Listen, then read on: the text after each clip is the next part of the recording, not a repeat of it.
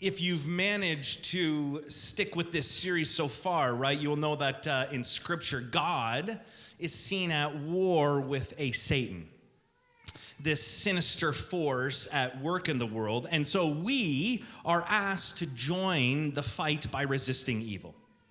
We're called to a resistance movement. And over the next few weeks, I want to look at the different ways we resist. Check. Hey, Joe. Thank you, Joe. I got my right hand back. Oh, I feel good. All right. Now I feel like I need to use it really well, or else it will just be of no use. All right. Back up. We're called to resist evil.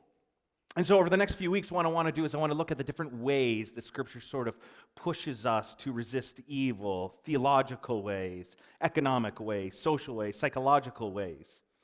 But this morning, what I want to do is I want to focus on how the resistance starts here. How we resist these sinister forces quite simply by doing life together, hanging out on Sunday mornings.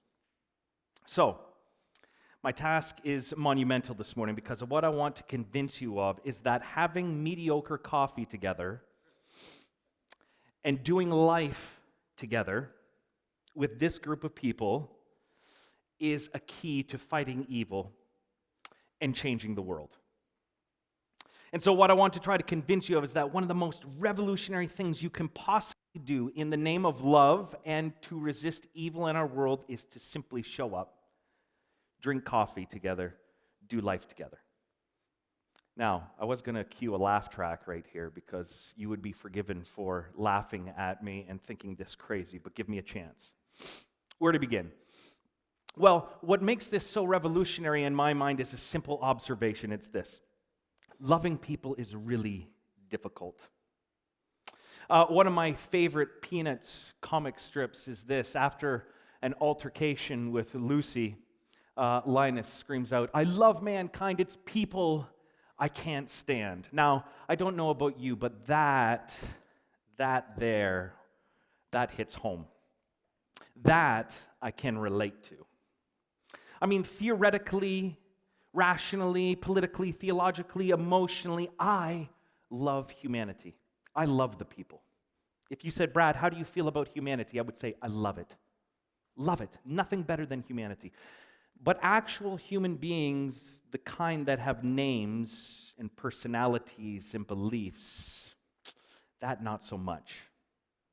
Humanity is great, but humans, there might be nothing in the world more annoying, boring, infuriating, inconvenient. I love the idea of people, actual people I can't stand.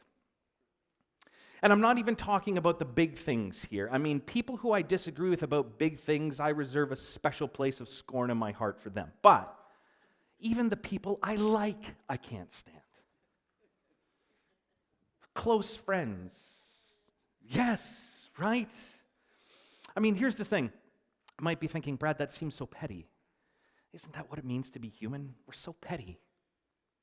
And this is the thing, in terms of humanity, there is no bigger fan than me, none. If humanity was a team, I would have season tickets, I'd be decked out in all the paraphernalia, but actual human beings, I can take them or leave them. And here's the thing, I don't know about you, but for me, social media has made this so much more worse. Here's what tends to happen to me on social media. You can encounter a humanitarian crisis around the world, right? You're at your computer, you're like, I need to make an impassioned plea about this. People! We must do something about the people, about the humanity. And then 2 minutes later, you're scrolling through and you go, "Oh, look at this guy here. Unbelievable. Can't stand this guy." 2 minutes before, "People, we must love the people. Love must trump hate." And then you're scrolling through, "That person, if he posts one more picture of his kids, I'm going to lose it. He's so vain and annoying. Oh, love the people. Can't stand the people." Or how many of you have had this? You're like, "I should go out with actual people tonight." And you're like, "Nah, I'm going to stay in, watch Netflix, hang out with fake people. That sounds like a better evening to me." Because real people are very exhausting. And so we can be outraged by what's going on to humanity and then just retreat into the comfortable life routine that we have away from actual people. Humanity is great. People we can't stand. We love the idea of people, just not real people. And here's the thing, if we're going to resist evil with love, then that love has to be concrete, local, and actualized. It's too easy to make love abstract. And this is where I believe Jesus' strategy for how love becomes concrete is truly revolutionary. For Jesus and the early church that followed him, resisting evil through love, it didn't come through political activism, but by bringing a group of people together to practice care and peace. Essentially, Jesus' strategy was this. Here we go. Let's bring together an ideological, diverse community together, filled with people who are annoying, exhausting, overly opinionated, and commit to practicing care and peace with them. You know, one of the reasons that people so flocked to Jesus was because he showed genuine care and interest in people. And this is what made him so attractive in this ethos of genuine care for people. It was a pillar of the early church. If you look through a lot of the sort of admonitions that Paul and the other writers of the New Testament give, there's such a focus on care. Consider Romans 12:9. Love must be sincere. Hate what is evil. Cling to what is good. Be devoted to one another in love. Honor one another above yourselves. Devoted, that's a term we don't use too often today. Devoted to people. Ephesians 4, be completely humble and gentle. Be patient, bearing with one another in love. Oh, bearing with people. Philippians 2, do nothing out of selfish ambition or vain conceit. Rather, in humility, value others above yourselves, not looking to your own interests, but each of you to the interests of others. John, this is how we know what love is. Jesus Christ laid down his life for us. We ought to lay down our lives for our brothers and sisters. If anyone has material possessions and sees a brother or sister in need but has no pity on them, how can the love of God be in that person? Dear children, let us not love with words or speech, but with actions and in truth. Notice again there, John is saying love has to be actualized. It's got to be local, concrete in this community. Or in 1 Corinthians 12, God has put the body together, giving greater honor to the parts that lacked it, so that there should be no division in the body, but that its parts should have equal concern for each other. If one part suffers, every part suffers with it. If one part is honored, every part rejoices with it. For love to be moved beyond the abstract, Jesus' communities were committed to actually caring for people within their communities. But they were also committed to something we call peace. Practicing peace together, which can be a little bit kumbaya, right? Like all we're saying is give peace a chance. But you have to understand, these communities were filled with people of opposing ideologies and ethnicities. Things were tense. But living in peace with one another, getting along with each other, this was a core practice of the early church. Romans 12:8, if it's possible, as far as it depends on you, live at peace with everyone. Romans 14, let us therefore make every effort to do what leads to peace and to mutual edification. Again, repeated over and over. 2 Corinthians, finally, brothers and sisters, rejoice. Strive for full restoration. Encourage one another. Be of one mind. Live in peace, and the God of love and peace will be with you. Ephesians 4, make every effort to keep the unity of the Spirit through a bond of peace. Colossians 3, let the peace of Christ rule in your hearts, since as members of one body you were called to peace. 1 Thessalonians, live in peace with each other. Hebrews 12, make every effort to live in peace with everyone. Jesus' revolutionary resistance movement that seeks to combat evil starts with actualized, local, concrete communities of people where they simply tried to care for one another and just get along. Which isn't very sexy, is it? Just get along. What does that do for the world? So I don't know about you, but for me in my life, I want to be part of something big. I want to be part of something that's life-changing, world-changing. I want to be part of something that makes a difference in the world. But too often, I don't know about you, but what I find about myself is that this desire is far too abstract. I believe that love wins. I believe that love trumps hate. But actualizing those ideas is tougher than it looks. And so I'd say this: church at its best is this. It's the hard, intimate, sweaty work of simply getting along with people. Church is the place that won't let you or me get away with loving humanity abstractly and theoretically. To actualize love, Jesus gives us a group of people to get along with. Jesus, teach us how to love. Okay, here's a group of people, get along. What? That doesn't sound too revolutionary. Oh, trust me, it's going to be hard. Group of people, just see if you can get along. I mean, getting along with people sounds like the simplest thing in the world, but it's the hardest thing in the world. I mean, consider this room alone, what I know of you. There are in this room vastly different ideologies and politics and opinions and passions, and that's just the start. Because on top of that, there are some bizarre personalities in this room. And a bunch of us have egos. And we've got hang-ups and attributes and interests and hobbies and a whole bunch of other really, really weird things that make us human. And here's the thing that I've become convinced of. Jesus' idea of how to love is acted out in such a crazy, revolutionary way. Love is most powerfully actualized when we surrender ourselves to a community and commit to caring for those people and living in peace with those people. It's much easier to love people in the abstract than to love actual human beings. And what the church gives you is actual human beings. And let's be honest, we don't like that because we find it easier to love humanity than we do actual people. The church I grew up in didn't have much to commend itself. So bad. Theologically, some really horrible things went on there. And actually, next week, what I want to talk about is when religion or ideology becomes demonic. So we'll explore that a little bit. But the church I grew up in got a whole lot wrong, but it got one thing very, very right. They knew how to do community. And the whole ethos of the church growing up is, listen, we get along with people we would never normally get along with. The whole idea was we spend time with people we would normally never spend time with because everyone has their place. And I tell you, this place had characters. Remember, Andrea was her name. She was a modern-day leper. She had boils and open sores all over her body, like just everywhere. And the problem was that Andrea's gift, she loved hospitality. She loved serving food. And we were a big potluck church. Like, you do the potlucks, and you do them well. The problem was, especially for us as kids, Andrea loved to serve the food. And I'm sure by now, there are probably rules about serving food with open sores, but you have to remember, as kids, you go by, she always made some sort of lasagna or casserole thing.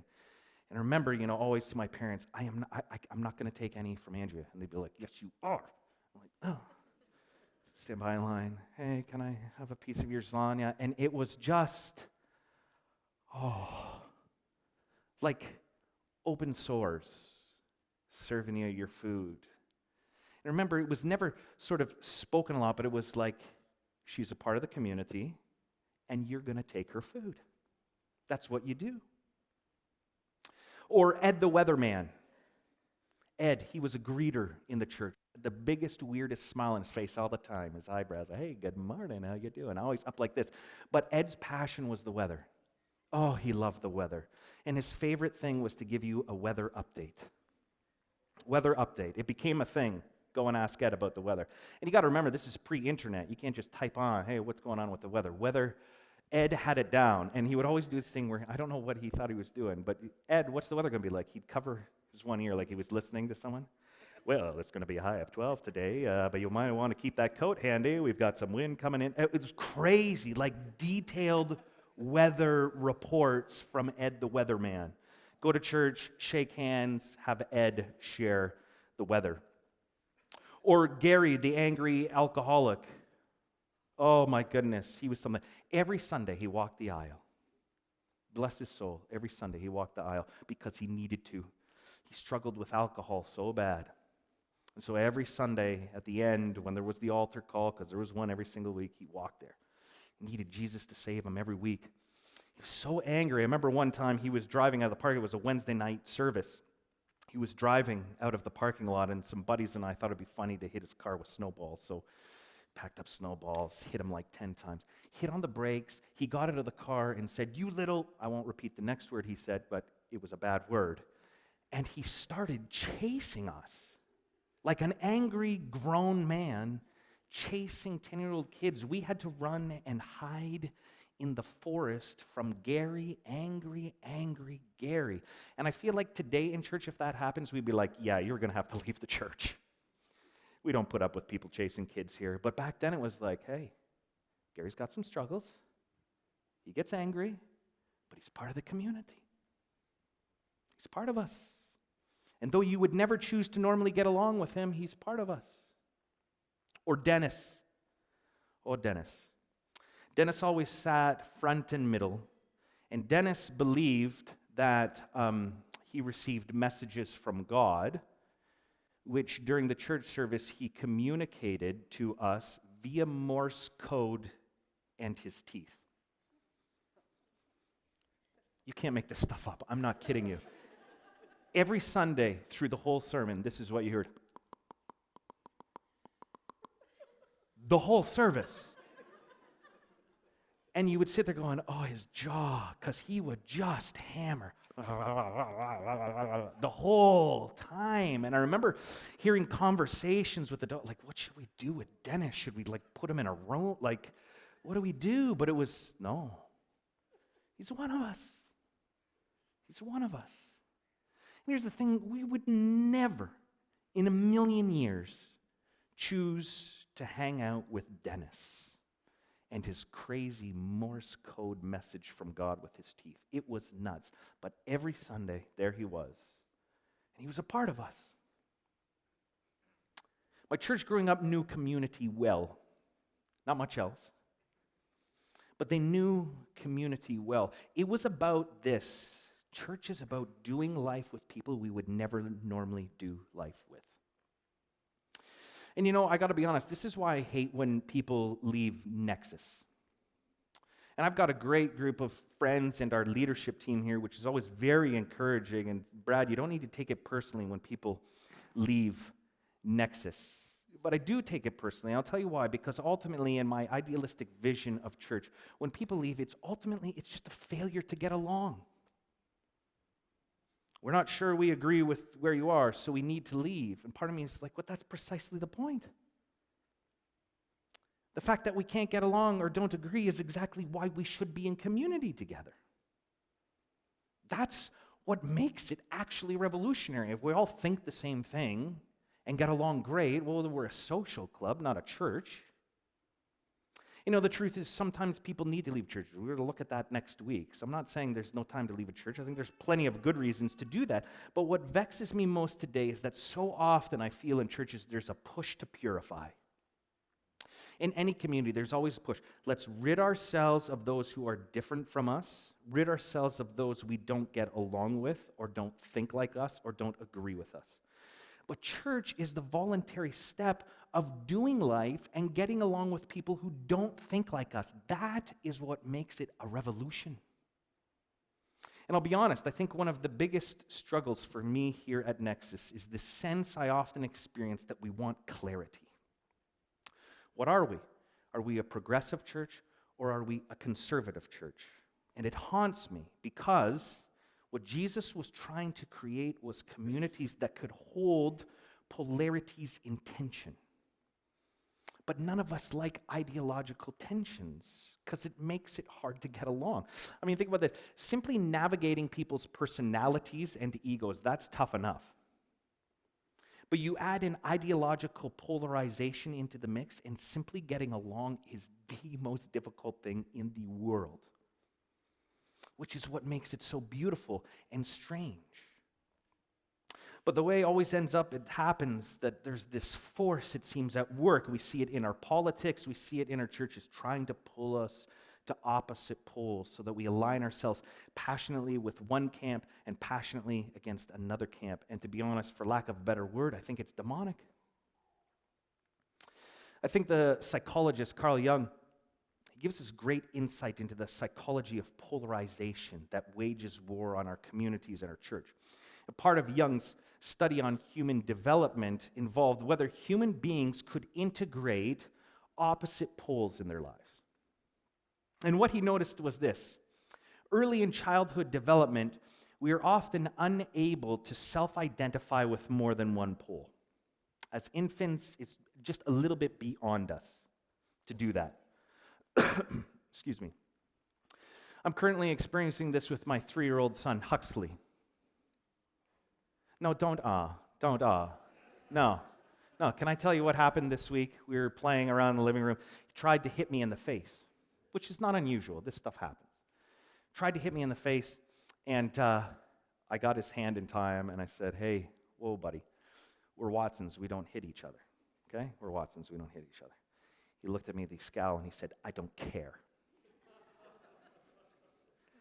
This is a problem for me because Kristen's great at this stuff, but I'm horrible because I start laughing when he says stuff like this. Like, I just find it hilarious.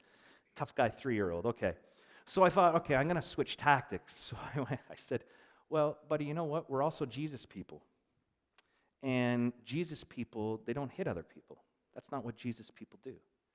He scowled up his face again. He said, "Well, I don't love Jesus, and Jesus doesn't love me." Oh, it was hilarious. No, he's fine. Kristen assured him that Jesus loves him. It was fine. I was like, oh, it cracks me up. But we've been having this thing every night when I tuck him into bed. I tuck him in, give him a hug, a kiss, and I say, "Good night, Huxley, I love you." And lately what's been going on is when I say, "I love you, buddy," what he'll say is this: "Well, I don't love you, I only love Mommy." Yeah. So after picking up the pieces of my heart, I keep reminding him, "Hey, Hux, you know it's okay to love us both, right?" "No, I only love Mommy." And I'm very grateful to be familiar with Carl Jung's work in this regard, because what he talks about is this: in stages of development, when we're young, at a certain age of development, we don't have the capacity to embrace more than one pole. And so there's this idea, or that's what I keep telling myself anyway.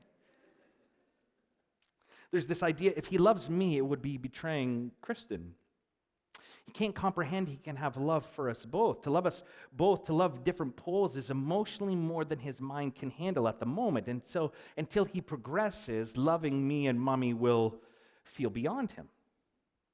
And here's the thing about Carl Jung. He explains that this phenomenon actually can continue into adulthood if we don't mature.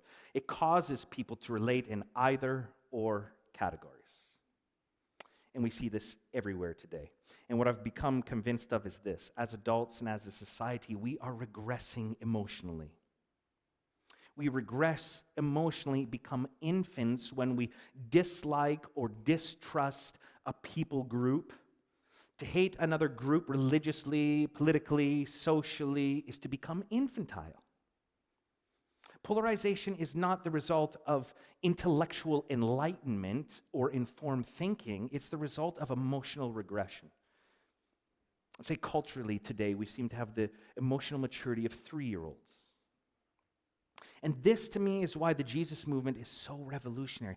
To sign up and join Jesus movement is to take on the mature work of integrating different poles without regressing into either or categories. I mean, I think what you could say about Jesus was this: he was about forming communities that busted up polarizations. And yet I feel like we've neutered the church. We want to purify. Get rid of them. Liberal, conservative. And what I've come to think is this: the moment you land in one, you've killed anything about the church that makes it revolutionary. I mean, you have to remember, this is so fascinating. First century communities, they were formed in the midst of some of the most violent polarization history has known. Jews and Gentiles Crazy. When a Jew called someone uncircumcised gentle, they spat it with disgust and contempt. You uncircumcised. Puh. I'm also told this, that when a Jewish person married a Gentile, the Gentile parents would hold a symbolic funeral service for their child. Can you imagine doing that to your child? You married the wrong person, you're essentially dead to us. They regarded each other as subhumans. The hatred. But in the first century, along comes this group of people who are invited to transcend their ideological differences. And so Christian community always started out as a space where polarities were being woven together through Christ's powerful love. It was a place of staying in the tension rather than siloing apart. Here's the reality. It doesn't take much to look around and realize that NEXUS is not exactly ethnically diverse.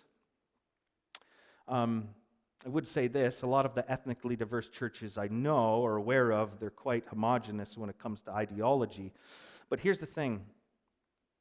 Here's what NEXUS can be, though, and I believe strongly in this. I believe we can be ideologically diverse. And I believe we are. And I believe that instead of wanting to resolve that tension, I believe we can play into it and make it one of our greatest strengths. Because this is, I believe, what Jesus envisioned all along. Working into those tensions. Our last leadership meeting was fascinating. We were talking about some NEXUS kids stuff, and you'll hear more about that next week at the NEXUS family meeting. But it was one of those beautiful meetings where we all argued, and it came out beautifully at the end.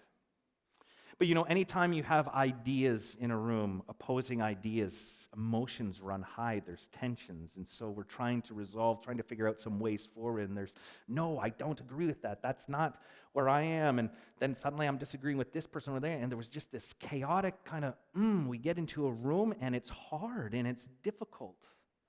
And the temptation is always at that point to be like, I'm out.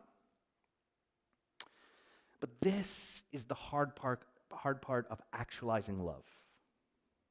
If we only love people who think and behave like us, it's meaningless. In fact, I think Jesus might have said something like that. And in my mind, if we want to make the world a better place, our love must move beyond the abstract and move into the hard work of loving people, actual people. Here's the thing as well that I've noticed about myself in general. When we love humanity in the abstract, one of the things that's persistently hidden from us is our own inner demons. Community, real community, it involves exposure. Only community reveals our inner brokenness and sinfulness. See, spiritual exposure, it's ultimately, I think, what we oftentimes try to avoid when we love humanity abstractly. But community will not let you get away with it. Here's what community actually does. I've noticed this. True community brings us into contact with people who expose our jealousies, our pettiness, our impatience, our intolerance, our selfishness, and our vanity.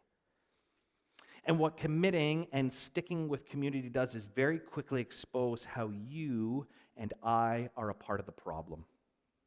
Jean Vanier, he was the founder of L'Arche. He once said this about community. Community is the place where our limitations, our fears, and our egotism are revealed to us.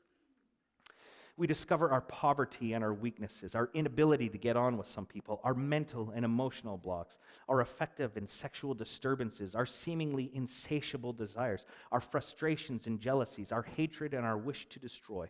While we're alone, we could believe we loved everyone. Now that we're with others, we realize how incapable we are at loving. Isn't that the truth? In community, our inability to love is exposed, along with our inability to just get along with certain people. It's community that will lead you to eventually confess, I love humanity, it's people I can't stand. And in a world of posturing and polarization, what all of us could use on either side is a healthy reminder, loving people is a whole lot harder than we make it out to be. And part of the problems and challenges we face in the world is this, the evil just isn't out there, it's in here. It's our own inner demons. It's one thing to condemn hate out there. It's quite another to confront our own petty hatred in here. but community will force you there. And if it hasn't happened to you yet at Nexus, it's because you haven't gone far enough down the rabbit hole. There's a person who's no longer with us at Nexus, used to come here for a while, but boy, was there animosity between the two of us. And it started out, or those sort of thing where this person just, every time I met with them, I just felt constantly like I wasn't doing enough, Nexus wasn't enough. It felt like complaining, and everyone's got a bit of a breaking point. And I remember watching sort of my inner self go from this person drives me nuts, move into a sort of Schadenfreude, that idea that you almost want to see or take delight when something bad happens to them. And so I would see things where things wouldn't go their way online or whatever, and there would be this sort of secret glee, like, you got what's coming to you. And for me, it sort of always points things back here, because the hate that I condemn out there, what community has done for me is helped me realize that it exists very powerfully in here. And what community will do is force you to realize so much of what we see as evil out there resides in here. Give yourself over to community, you will be exposed. It's just a matter of time. It will reveal to you the pettiness inside. And so community, I would say this, it's like a laboratory of love. It's one thing to preach love, it's another to actualize it with a small group of people. So what I would say to you is this, and the reason why I felt like this Sunday is perhaps the most important Sunday of the whole season is I want to tell you something. Don't ever underestimate what you being a part of Nexus is all about. Because I'm sure all of us wonder, what is the point of being part of a church sometimes? Why do I show up there Sundays and the coffee's not that great and it's weird and dark in here? And listen, I have those same doubts. What are we doing sometimes? And here's what I want to tell you. You know what you're doing here? Do you fully understand sometimes what you're actually a part of? Because the reality is this, I don't tell you often enough from up front, but what this is a laboratory of love.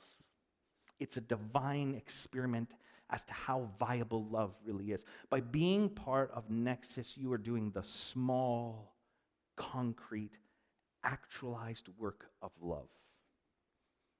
Don't ever forget that. Because this may seem small in a world that has huge problems. This is not small at all. It's an incredibly bold and courageous decision to be part of a community. I think it's one of the most revolutionary things the world has ever seen.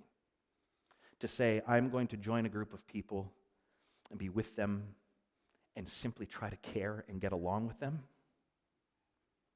The world needs more of that. And there are hundreds and hundreds of books out there outlining the reasons why many people don't go to church. And I think a lot of them are valid. Troubles with faith, and there's hundreds of reasons why people don't go to church. But what doesn't get talked about a lot? I think maybe a big reason a lot of people don't come to church is because they can't hack it.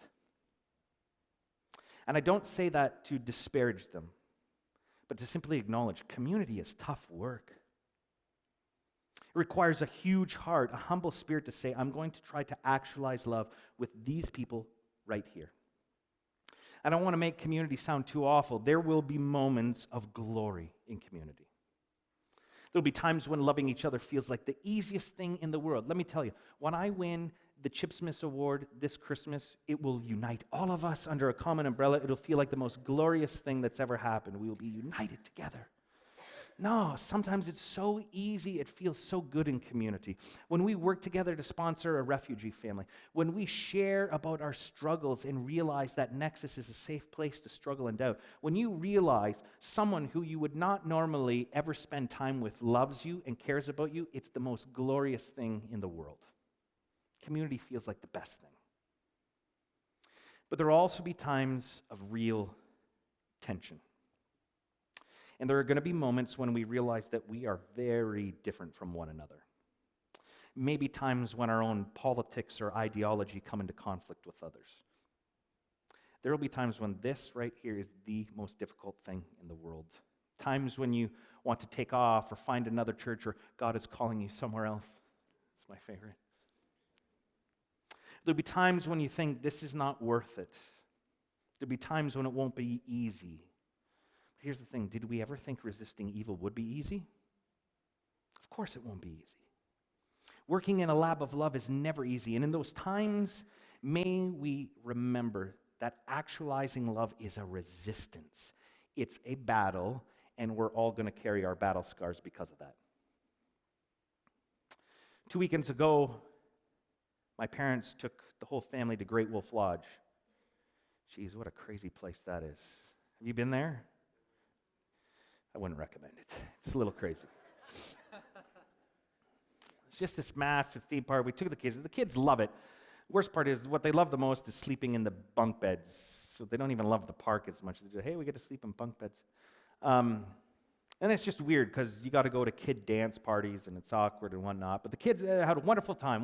So we went 2 weekends ago and we got all the kids together. And then the adults, we just sat down and started talking, doing what adults do. And then it happened. Of course it would happen. We're Watsons, of course it would. Politics came up. And let's just say I don't see eye to eye with my parents on politics. And I should have known better. That's the thing. I should have known better. But I think there was tension built up all day because there was yelling kids all around and I needed an outlet or something. But I took the bait. And there we go. Now we're talking politics. And it proceeded to get louder. And the arguing got heavier. And then we're going back and forth, and it started to do with faith and how faith and politics are tied together. And when it gets into that kind of stuff, it gets personal, and it was just getting ugly. And at one point, I thought my dad was going to beat me up, and he's 67, and he could still take me, no problem. And it was tense. And at 2 a.m, we're like, enough, we got to go to bed. I went to bed, I'm like, they drive me nuts. Went to bed, and then you ever have that, I don't know if you call it argument hangover. I woke up in the morning, I'm like, what have I done? This is going to be the most awkward day. Because now we're stuck playing in the water park while there's this tension together. Remember, we met, whole family met around a table there. We had breakfast together. You could sense the tension in the air. It was just this unspoken thing. My mother got up. As I got there, we gave each other a hug. We didn't say anything about the night before, just gave each other a hug and got about the business of having fun together.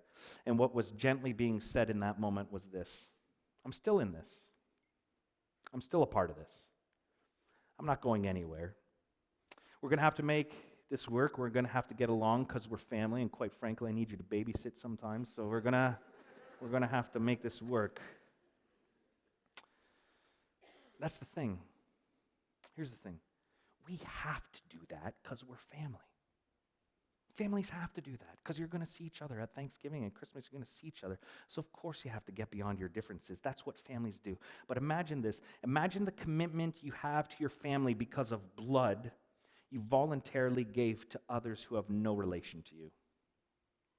Imagine the same commitment you have to family to keep showing up despite the arguments and the differences. Imagine you gave that to a whole community of people who have no relation to you. That right there, now that, my friends, is the kind of thing, the small and actualized way that love starts to get traction in the world. That's worth giving your life to. That is where the world starts to change. And Jesus calls us to a resistance movement of love. A movement of love that asks us to care and live in peace with actual people in an actual community. So this morning, welcome to the Lab of Love. Here are 100 people. 100 actual people. There is absolutely nothing abstract about this. In this room are actual people with ideas and beliefs and egos and personalities, and this group of people here will give you moments of ecstasy and fun and beauty, but at times it's going to be really, really hard to love beyond our differences. Not only hard, it's going to feel like a battle. But if you want to join the resistance movement, it starts here. And you just might find that this is where love starts to get traction in the world. This is where loving humanity meets loving actual people. So I'm going to ask Murray to come up and close this in prayer. I'm going to hand it to you, Murray. Thanks, Brad. Let's pray. Follow along on the screen. God, we thank you for this community called NEXUS. We thank you that it can function as a buffer to the world around us, preparing us to face life each day in a way that helps us to flourish. Our commitment to each other and our desire to learn together is a fundamental statement about what is valuable in this world.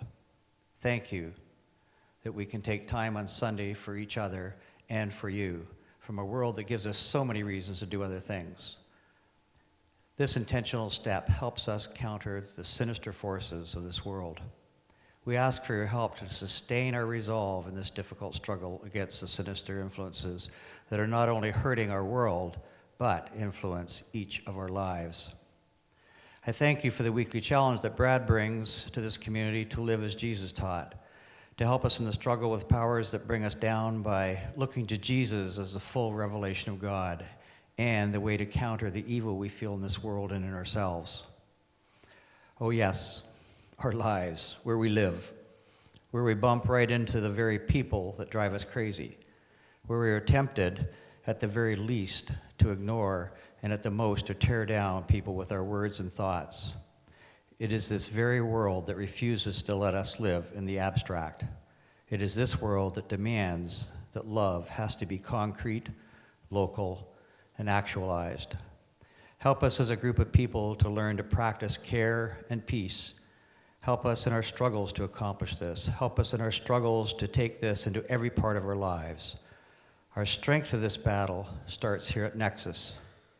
The church, your answer to the ills of this world. The church, yes, imperfect, but still necessary. The church, forcing us to start with ourselves and then those around us. How did we ever imagine to think that we can change this world without starting in our own hearts and with those who brush up against us each day? God, thank you for the people at NEXUS who you've put directly in the path of each other. Help us to set aside our own ideas, thoughts, politics, theologies, desires, and wishes as the obvious norm in this world.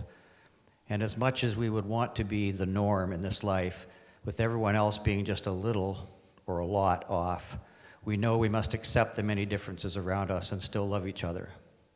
These differences are your way of presenting us with a chance to learn to really love people. This diversity is a purifying agent, if we will allow it. Help us to stop our pretending. Help us to let our community expose our jealousies, pettiness, impatience, intolerance, selfishness, and vanity.